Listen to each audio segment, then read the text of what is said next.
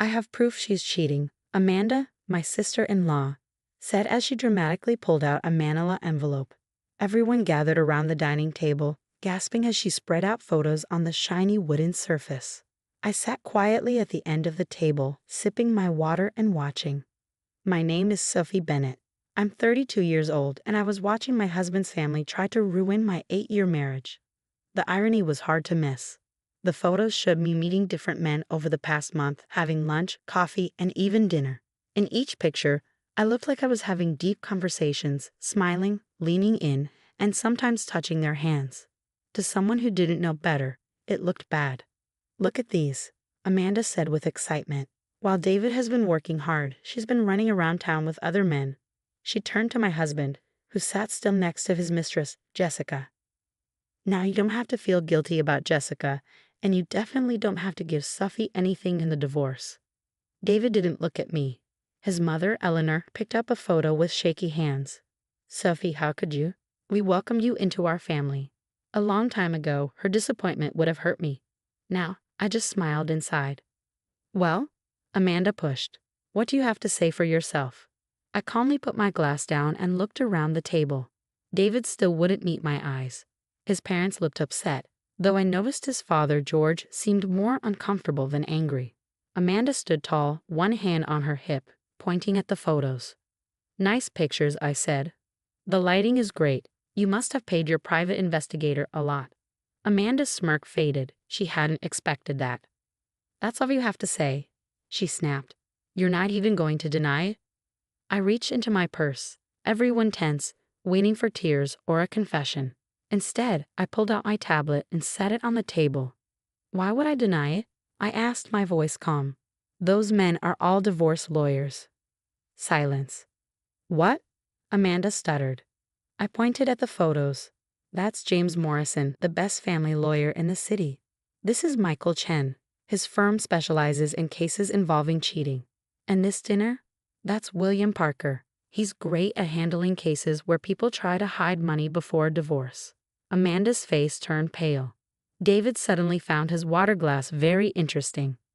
You see, I continued, when I found out about David and Jessica 3 months ago, I decided to prepare. You're lying, Amanda said, but she didn't sound sure. I turned on my tablet. That's the great thing about legal meetings. There's always proof.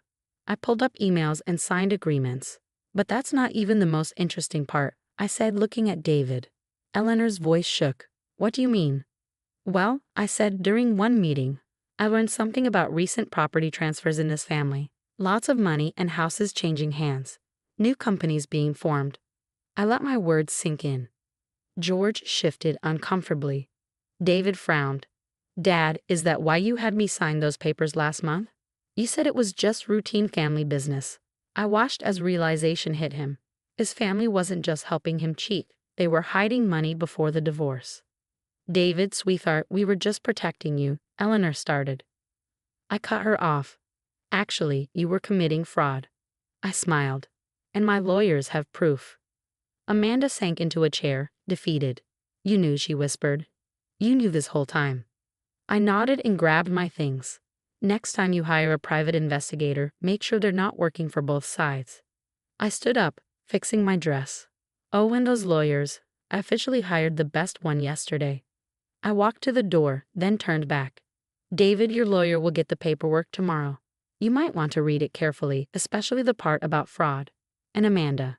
I met her shocked eyes. Thanks for the photos. They'll make great evidence. My heels clicked on the floor as I left. In my car, I finally allowed myself a small smile. They thought they had trapped me. They had no idea what was coming. The next few days were full of chaos. My phone wouldn't stop buzzing with messages from David's family. Some were threats, others were tearful pleas.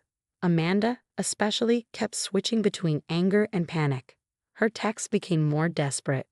You can't do this to us, her latest message read. We're family. I thought about that word, family. They hadn't treated me like family when they were planning to leave me with nothing. I ignored her message and focused on my preparations. James Morrison's law office was exactly what I expected: shiny wood, leather chairs, and an air of power. I sat in the conference room, reviewing documents while waiting. Right on time, David walked in with his lawyer, followed by Eleanor and George. Amanda was last, trying to look confident but failing. "Mrs. Bennet," James greeted me with a nod. "Shall we begin?" I watched David's face as James laid out the evidence.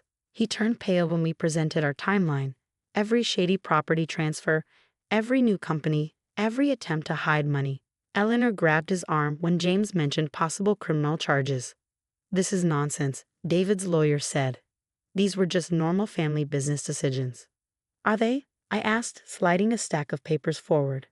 "Because these documents show my name was removed from family business assets 3 months ago, right when David started his affair. Quite a coincidence, don't you think?"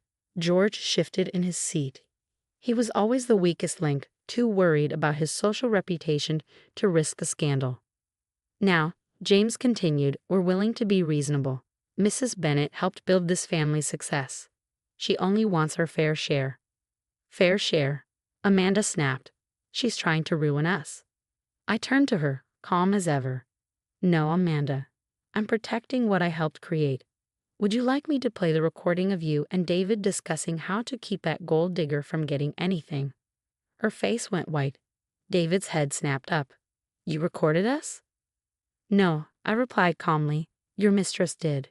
Jessica was quite helpful once I showed her proof that you were planning to leave her too, once you'd secured your assets." The room erupted into chaos. Eleanor was crying, George was demanding to speak to his personal lawyer, and Amanda was screaming about betrayal. Through it all, I sat quietly, watching my husband realize just how thoroughly he'd been outplayed. "Here's what's going to happen," James spoke over the noise, his voice commanding silence. "We have documented evidence of attempted fraud. We can pursue this criminally, or we can reach a reasonable settlement today. Your choice." David's lawyer requested a moment with his client. As they huddled in the corner, I could see the fight leaving David's body. He'd always been arrogant, convinced of his own cleverness, but now he looked deflated. "We'll agree to fair terms," his lawyer finally announced. "Excellent," James smiled.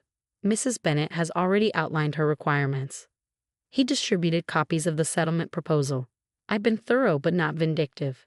I wanted what I'd helped build, nothing more. "This is outrageous," Eleanor exclaimed, but George placed a restraining hand on her arm. "Sign it, David," he said quietly. "We can't risk this getting out." As David picked up the pen, Amanda made one last desperate attempt. "Wait. Those photos. They were in public places. She was flaunting these meetings." I couldn't help but laugh softly. "Of course they were public. I wanted you to see them. Every lunch, every coffee meeting. I knew you were having me followed. I just made sure your investigator got exactly what I wanted you to see." The realization that they'd been played at their own game finally silenced them. One by one, the documents were signed. As James gathered the paperwork, I stood to leave. "Sophie," David called out, his voice strange. "When did you get so calculating?" I paused at the door. I learned from the best, didn't I? Family taught me. The irony of my words wasn't lost on anyone in the room. As I walked out of the office, I felt lighter than I had in months. Sometimes the best revenge isn't just about winning. It's about showing them they underestimated you all along. Outside, the autumn air was crisp and clean. My phone buzzed with a message from Jessica. "It's done. Thank you for showing me the truth about him." I smiled, remembering how easy it had been to turn David's mistress into my ally once I showed her proof of his pattern of betrayal. She'd been more than happy to share the recordings of his promises to her. His plans to discard her just like me once he'd secured his wealth. Sometimes the strongest alliances come from unexpected places. As I drove home, I thought about family, not the one that had betrayed me, but the one I would build for myself now, on my own terms. 6 months after the settlement, I sat on the balcony of my new apartment, sipping coffee and watching the city wake up. The morning sun cast long shadows across my recently furnished living room, highlighting the fresh start I'd made for myself. My phone buzzed with a text from Jessica. Of all people. We'd maintained an unlikely friendship after everything. "You won't believe who I just saw at Riverside Cafe, Amanda." She actually tried to pretend she didn't see me. I smiled, remembering how thoroughly the family had unraveled after our meeting. The carefully constructed facade of the perfect family business had cracked under the weight of their own schemes. George had retired early, claiming health issues, but everyone knew it was to avoid the whispers at his precious country club. Eleanor had thrown herself into charity work, desperately trying to maintain their social standing. Amanda, perhaps, had faced the harshest reality check. Her role in the attempted fraud had cost her position in the family company. Last I heard, she was working as a junior accountant at a small firm, a significant step down from her former executive title. My phone rang. It was James Morrison. "Sophie," he greeted warmly, "just wanted to let you know the last of the transfers are complete. Everything's officially settled." "Thank you, James, for everything." "You know," he said, his tone thoughtful, "in all my years practicing law, I've never seen someone handle betrayal with such strategic precision. Have you ever considered a career change?" I laughed, but his words stuck with me. In outmaneuvering David and his family, I discovered parts of myself I never knew existed: strength, cunning, and an ability to see 3 moves ahead. Later that afternoon, I met Laura, my closest friend, for lunch. She'd been my rock throughout everything, one of the few people who knew the whole story from the beginning. "Have you heard?" she asked, sliding into her seat. "David's been demoted. Apparently, some of his business decisions during the whole divorce drama didn't sit well with the board." I shook my head. I'm not surprised. He always did think he was smarter than everyone else. Speaking of smart, Laura leaned forward. "How's the new venture going?" After the settlement, I used part of my settlement to start a consulting firm, helping other women navigate complex divorces and financial disputes. It felt right, using my experience to help others protect themselves. "We're expanding," I said, unable to hide my pride. "Opened a second office last week." "Look at you," Laura grinned. "From being blindsided by your husband's betrayal to running your own empire. Who would have thought?" I thought about the woman I'd been a year ago, trusting, naive, willing to believe in family loyalty above all else. That woman was gone, replaced by someone stronger, wiser, but not bitter. If anything, I was grateful for the lessons learned. My phone buzzed again. Another text from Eleanor. "I miss you. The family isn't the same without you." I archived it without responding. Some bridges, once burned, shouldn't be rebuilt. That evening, as I reviewed applications for my firm's mentorship program, I reflected on how life had changed. The family that had tried to destroy me had inadvertently set me free. Their attempts to leave me with nothing had pushed me to become something more than I'd ever imagined. The doorbell rang. It was Jessica with a bottle of wine. Our monthly catch-up sessions had become a tradition of sorts. "To Karma." She raised her glass, settling onto my couch. "David's dating someone new, by the way. Poor girl has no idea what she's getting into." "Should we warn her?" I asked, half joking. Jessica laughed. "Something tells me she'll figure it out on her own. Besides, I hear she's quite clever with computers. Maybe she'll catch on faster than we did." We shared a knowing look. Sometimes the best revenge isn't about getting even. It's about moving forward while watching karma do its work. As the sun set over the city, casting an orange glow through my windows, I felt at peace. The family that had tried to write me off as naive had taught me the most valuable lesson of all. Never underestimate someone who has nothing left to lose. My new life wasn't built on revenge or bitterness. It was built on wisdom, strength, and the knowledge that sometimes the worst betrayals lead to the best beginnings. I raised my glass to the setting sun, silently thanking them for teaching me exactly who I could become.